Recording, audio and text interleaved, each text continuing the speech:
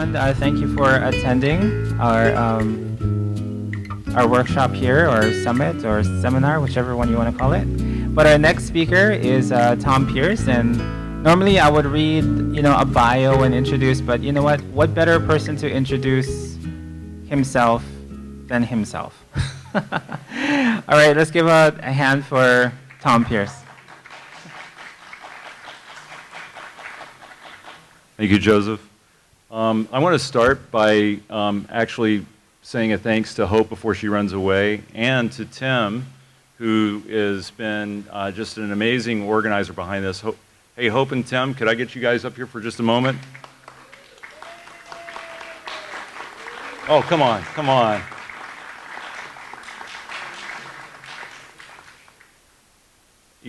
There's a first step when you walk on a trail, and there's a first step when you're starting a new vision for all of Hawaii, not just Kauai, but for all of Hawaii.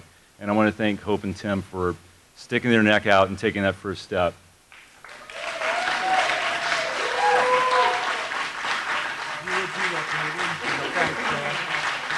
And what I have with me, this is a guidepost and a finger post with an ahu. This is a photograph from the Haleakala Trail, which is a case I've been involved in since 2007, and we have a jury award confirming that this is a public trail, which is a very significant event, and I'll be talking about that more. This is a photograph, so I'm just passing on a little bit of additional hope, as Richard talked about it, over from Maui to Kauai.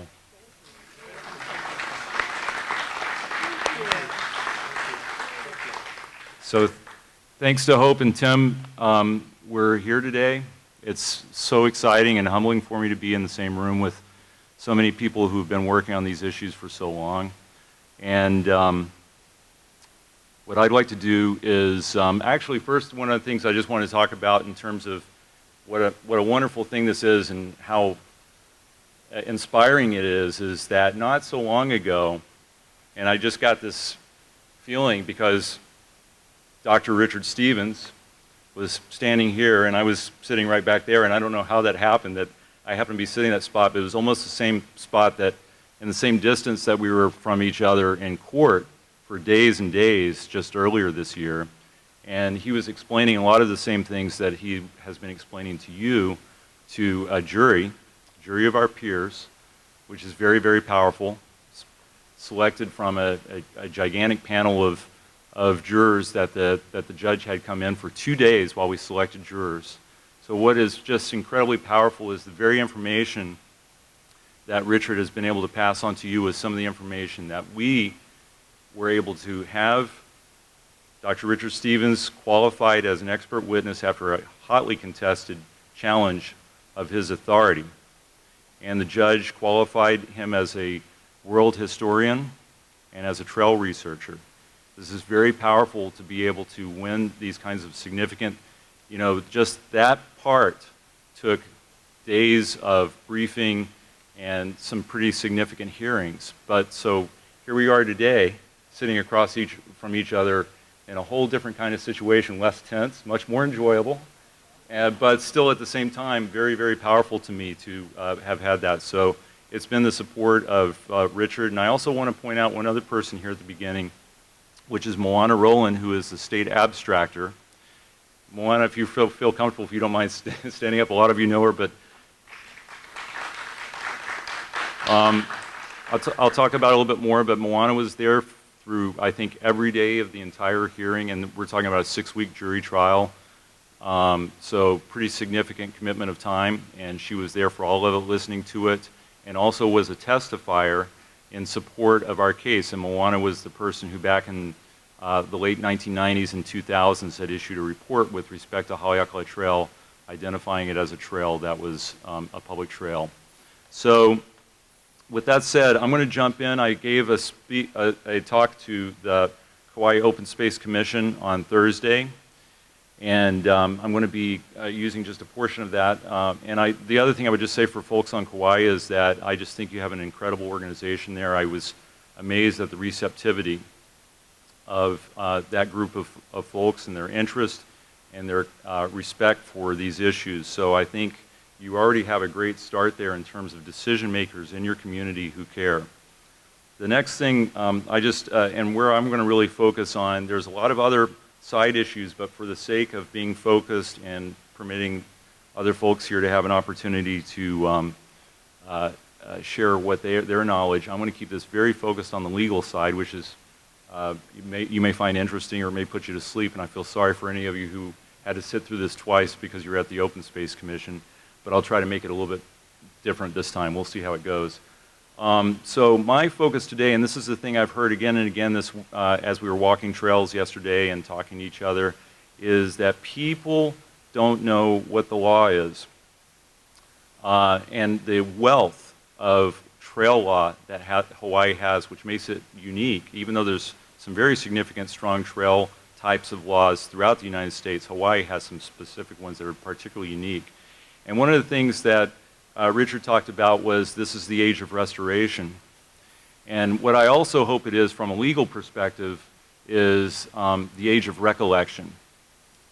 And what I mean by that is that these laws are no less powerful than they were during Hawaiian times or during early Western times when everything was being codified. And that's what I hope you leave here today, is with the knowledge and the confidence that when you go out and talk about these issues, that and you talk about the rights that you have that are associated with trails, that you know that in fact the law is behind you.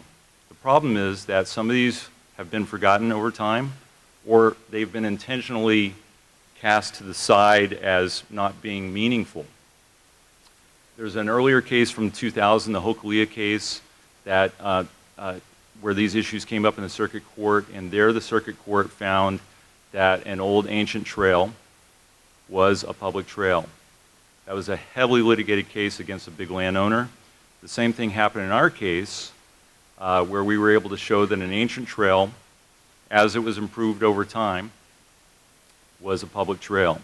So we have two significant landmark cases here within the last 15 years that really, I think, set the stage and show you that these laws are meaningful and they mean something.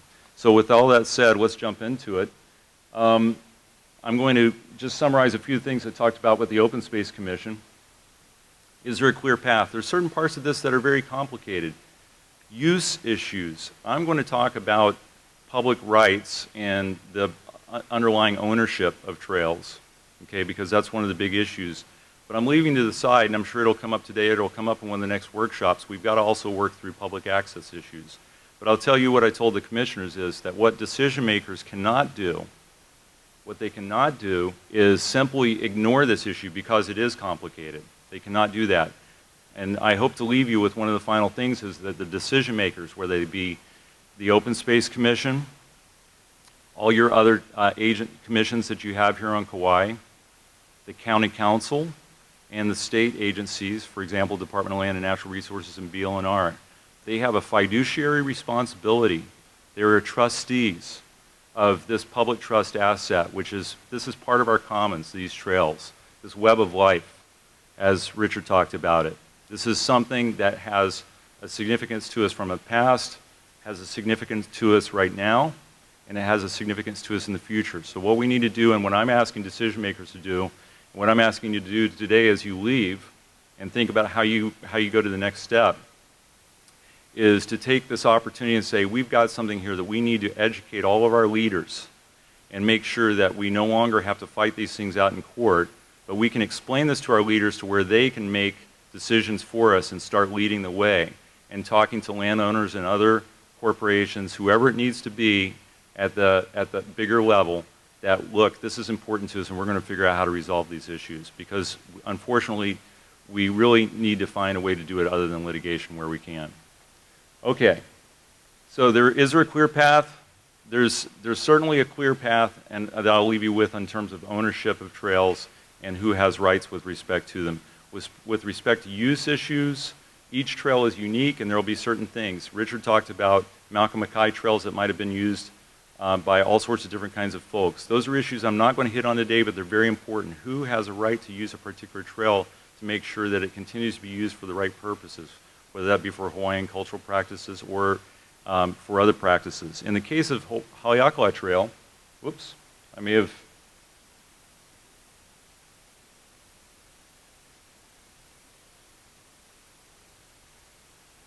In the case of Haleakala Trail, we were dealing with an overland trail.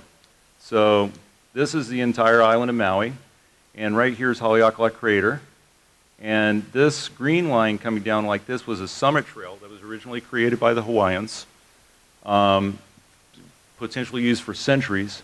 And then also that same route came up through the crater and down to Kauai, so it created an overland passage. And David Malo, who many of you may know, was one of the first people, first Hawaiians that we know of a written account, who actually took some of the missionaries through from Kauai to the other side. And what he explained, and this is when he was quite elderly, and there was a couple of people with him that reported it and put it in the newspaper.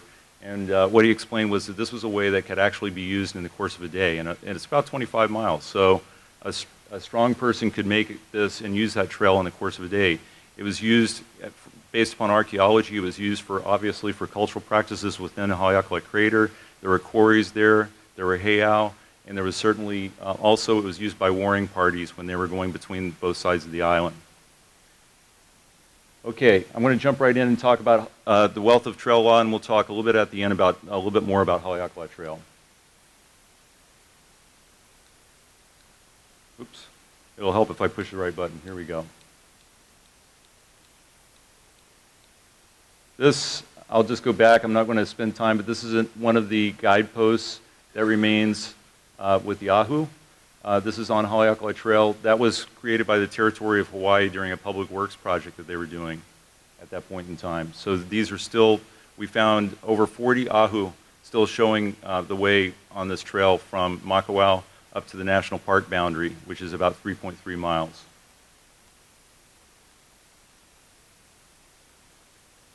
Why save ancient trails? I think Richard has done a fantastic job of talking about that, so I'd like to pass over that and go right into the law.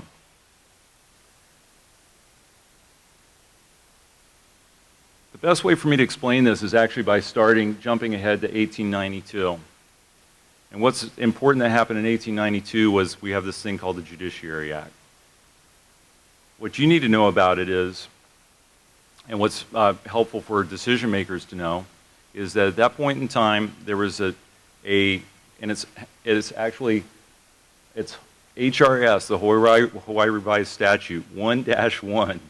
Okay, so it's the very first beginning of our statutory legal scheme. And it says, we adopt today all of the Western laws, all the common laws. So what we're talking about is everything that comes over all the way from Roman times, which is what is the basis of our legal system, our American legal system. It came over from the Romans originally. And the reason I want to mention that is that embedded all the way back into the earliest of times, of written times, embedded in that was the concept of public trust. The public trust concept, that the commons, something that is used by the commons needs to be protected, and that there's an obligation that goes along with that protection. So at that point in time, this Judiciary Act was put in place, but it doesn't just talk about Western laws. That's what's really powerful, is it talks about the Western laws are in place except where there are Hawaiian laws that take precedence. And I'll show you exactly the language in a moment. But what I'm going to do is, the way that I have this organized is that we're going to talk about the Hawaiian laws that are important to trails. And you'll see that they start with a fundamental property law concept, which I'll talk about. Then it starts with 1797, the law of the splintered paddle, and it continues through to the Highways Act of 1892.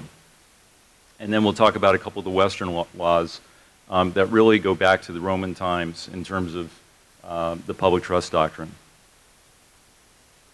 Okay, the other thing that I think is very powerful is that even though I'm telling you about these things today, I'm going to be showing you that we persuaded the court, and the court concluded that we were right on these issues, and these were instructions that were literally read to the jury back in May of this year. So what this instruction says, the Common Law of England, this is the Judiciary Act, Common Law of England as ascertained by English and American decisions is hereby declared to be the common law of the Hawaiian Islands in all cases except as otherwise expressly provided by the Hawaiian Constitution, and they're talking about the Hawaiian Constitution that was in place at the earliest times, we'll come back to that, were laws, or fixed by Hawaiian judicial precedent. They were agreeing to take on all the Hawaiian precedent that was happening at that time. It related to kuleanas, all sorts of different things like that.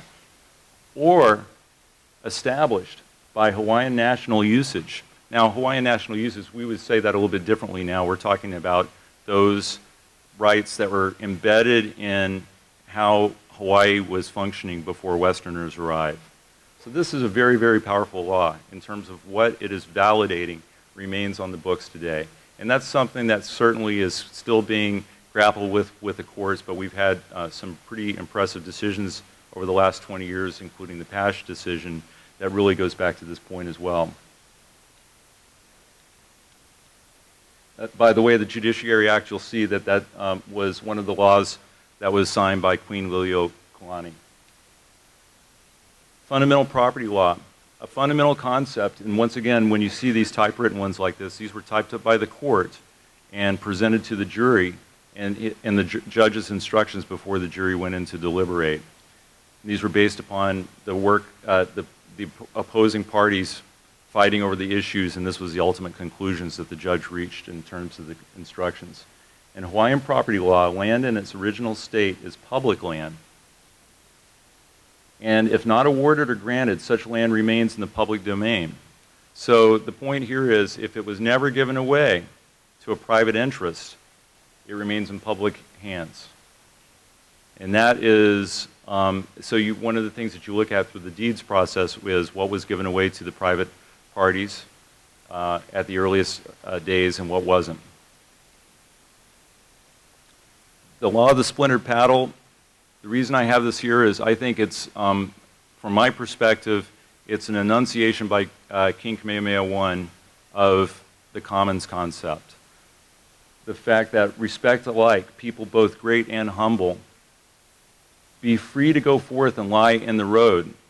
I think it's, there's a lot of different ways that this law could have been written, but the fact that it involves roads, aloloa, trails, I think is very powerful. It shows the importance that these were not just trails for certain people, they were trails for everyone. So the fact that young and old could go and be free and safe there was very important. The overarching concept was that I am respecting the commons and I understand that that's something that is important for a king to do or a government to do. Okay, you'll recall that the Judiciary Act says Western laws apply except one of the exceptions is the Hawaii Constitution. So here's an important part from the Constitution from 1840. This is King Kamehameha III. And I'll just go ahead and say, it was promulgated by King Kamehameha III, but it goes back and says, Kamehameha I was the founder of the kingdom, and to him belonged all land from one end of the islands to the other. And that's a typo there, though, and I'll just let you know that the court was typing these things up after midnight because that's how much we were, the midnight before the jury instructions were gone. So the staff folks were working late in the evening when this happened. Belonged all land from one end of the islands to the other, though it was not his own private property. It belonged to the chiefs and the people in common. So that is, once again, identifying that commons aspect. Then we have the Great Land Division, Mahele. That occurs in 1848. That's where the king is conveying away certain parts of his property to the chiefs. So I think this is worth reading out loud. Prior to the Mahele of 1848, once again, this is an instruction to the jury, the people of Hawaii, through the sovereign, owned all the land, including roads, in the Kingdom of Hawaii. After the Mahele, now a lot of people would argue things really changed after the Mahele, but what the court was instructing the jury was this. After the Mahele, private roads could be constructed on private property, but roads that were formerly public remained so. So if you have a road that you can take back and determine was actually in existence before 1848, it remains public. That's what that's saying. In this case, if you find that a trail or road was in existence before 1848, you must conclude that the trail or road is public. So that makes that pretty clear. And there are examples, and in fact, we were able to show the jury that Haleakala Trail, its predecessor, was in existence before 1848. And the jury, that's one of the jury determinations, that this was a public trail because it was in existence before 1848. And this now goes to what was conveyed away when the land that Haleakala Trail was part of, what was conveyed away to the what private rights were given away. And what you'll find is a reservation of rights that's common in almost all deeds, and if not, I would argue that it's actually implicit in the deeds that it's not shown in, and that's that always reserved in the conveyance of private property here in Hawaii are the rights of the people therein. Now, there's some that would argue that that actually goes to kuleana rights, but it's our position that that is a much broader concept than just kuleana rights.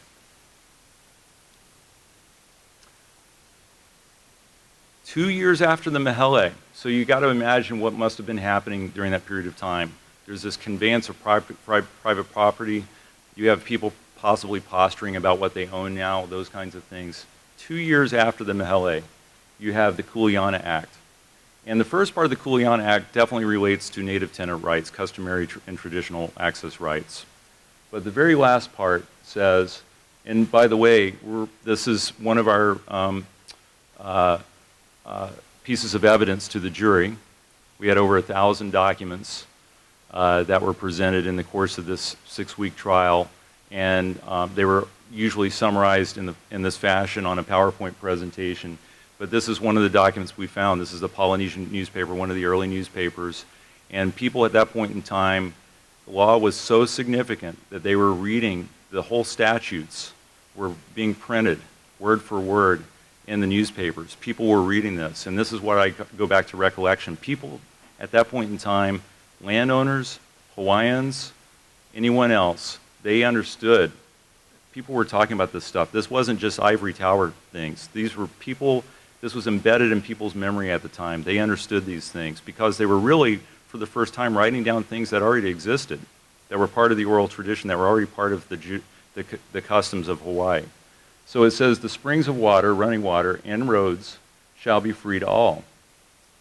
So that part of the Kuleana Act is very powerful because we have, after 1848, a statement that roads shall be free to all. There's a very strong commitment there that these are to remain public, even though there's now this private property concept that's happening in Hawaii.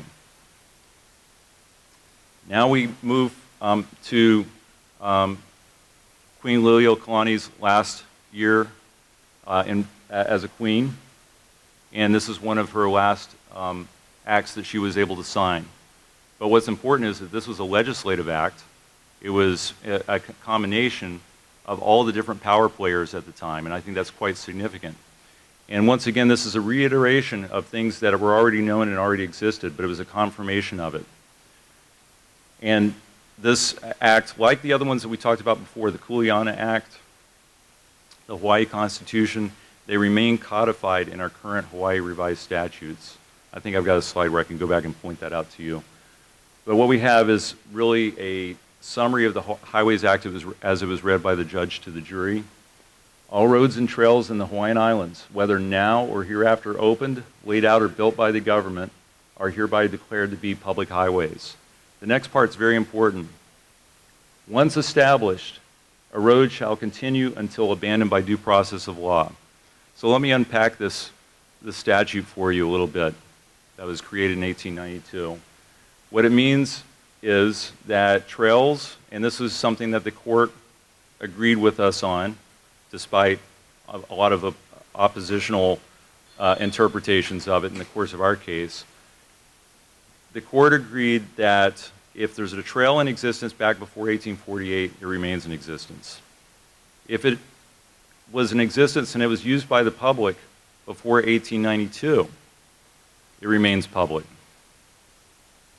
If it was even later, after 1892, open or laid out or built by the government, which is a separate way that you could prove this up, that also is a way to show that it remains a public trail or a public road. Once it becomes a public road through any of those various ways, it always remains so unless there's an express, this last part means unless there's an express declaration by the government, whether it would have been the Hawaiian government or the territory of Hawaii or now the state of Hawaii, an express declaration conveying away that the state's rights or the government's rights in that trail or road. So what that means is someone can't say, that was abandoned a long time ago. You can't say that with this Highways Act, and that's very, very valuable and very different from what might be the concepts in other states. Here in 1892, the lawmakers and the Queen recognized that it was important for this to not get chipped away at, probably because what they were actually seeing was already people being deterred from using trails at that point in time. So this was a protective statute that remains today. In the 1970s, when the legislature first started debating this, they identified the Highways Act as something that they wanted to reinvigorate. And so in the 1980s, the Na'alahele Trail Program was created. I'll talk about that a little bit more in just a minute. And that, once again, restates this law. So this is part of your recollection now that you can pass on to other folks, is that these are not ivory tower laws or regulations. They're the real deal. They're used in court, and they have been successful in determining public ownership of trails based upon being debated and argued in court. And this is the Daily Bulletin, another early newspaper, which once again was showing the Highways Act being published. Once again, it was very much in the public eye at the time. So we've just gone through this upper layer of Hawaiian laws that were expressly reserved and protected through the Judiciary Act. And then we have the Western laws, which obviously came over as well. And the one, I think most people understand the public trust doctrine. I'm not going to spend much time on that. I want to try to close here pretty quickly. But I want to speak for a second about public dedication. And don't read this, because it's just too many words right now. The one I would like for you to focus on, I'm citing from a case, and the importance of all this that's written here is this is a Supreme Court case, or an appellate court case, application of banning. The party asserting this public dedication argument that I'm going to talk about in a minute was actually the state of Hawaii, which I think is very important. And the court recognized that the law of public dedication is alive here in Hawaii. In fact, based upon the research that we did, we probably found 6 to 8 cases going back to the I believe going all the way back to the 1600s relating to public dedication. So it's been recently re-enunciated here in Hawaii, and there's also been a couple of really important trail cases in California that have used the same concept. What's different about this from the other one is that the Highways Act was a government proclamation, and it shows that the ownership is vested, even though it's a public trail, it's vested in the government. The thing that's a little bit different here is that you have public dedication, and the way that this works is that if you have, and I think the simplest concept, and it's a bit of a simplicity, as always is in the law, there's all sorts of caveats, but I think the thing that's the easiest way to think about it is if there's been extended use of a trail and you know that, then it's most likely a public right-of-way. It needs to continue to be used, but how much continuous use is necessary hasn't really been litigated that much. So, the concept here was that the courts recognized that if people have continuously used a trail across private lands, even if it's not a government trail, so this is separate and distinct from the Highways Act, even if it's not a government trail under the Highways Act, if people have continuously used a trail for the appropriate period of time, and that varies depending upon the case, then there can be an easement in favor of the public based upon that. So a very powerful and important concept. And the way I think about it is it's so important for us to map and understand where the trails are, because use it or lose it. So we're in a really critical time right now where we need to identify, map our trails, and use them where we can. the public trust doctrine is really a concept that I want to talk about in terms of who must protect public trust assets. And trails are a public trust asset just like water is a public trust asset. And we have lots of case law that strengthen that point here in Hawaii, and many of you in the room I know that. So the thing I want to just focus on here for a minute is there's statutes that apply to county commissioners, like HRS 115, which is just, the purpose statement is just profound.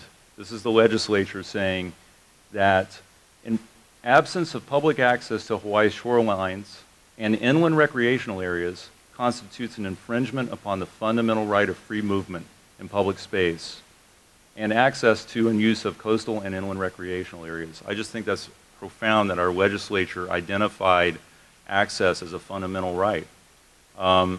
It's doing it within the perspective of the need for local commissions, county commissions, to go out and acquire and protect access wherever they can, either through acquisitions where you're just actually paying for it, that kind of thing. And that's certainly one of the tools that should be used anytime you're looking at any kind of trail issue. That, of course, folks here, a lot of folks in the room already know about the subdivision process and the fact that the county has an obligation when going through the subdivision process to evaluate the trails. And I guess the point I would just point out there that a lot of times is missed is it's not just coastal areas that need to be protected during the subdivision process, it's also inland areas. And they talk about protecting it, this is from the statute, where there are existing mountain trails. So once again, the importance of identifying these trails could be helpful even during a subdivision process that might happen in your community. We have the Na'alahele Trail Program. This is another one of, I've been talking about county decision makers and their responsibilities, but certainly that applies to the state in terms of the Na'alahele Program and what the state through DLNR is required to do, the Department of Land and Natural Resources. I think this will just come up in later discussion, so I don't want to spend time on it right now, but what the legislature declared was that it was important for the identification and at least identifying ancient trails through this program and doing the legal analysis of whether there could be an assertion of a state right. And it's our position that this is an obligation that runs to DLNR as well as to local commissions, that they need to be actively involved in protecting trails where they might be at risk. I think this recent case that came from your island, the Kauai Springs case, which probably hit the newspapers here quite a bit, I would imagine. And I've read the case a couple of times, and I think that this, even though that case deals with a water issue, I think when you read the case, and I have a portion of it here, it says, anytime you have an agency, and I think this is something you can just remind your decision makers, your commissioners, and your county council members, anytime you're dealing with a public trust asset, and I would include within those the trails, what the court's saying is we want agencies and commissioners to take particular care and give us a really strong, enunciated, and clear record of why they can permit a use that might harm a public trust asset.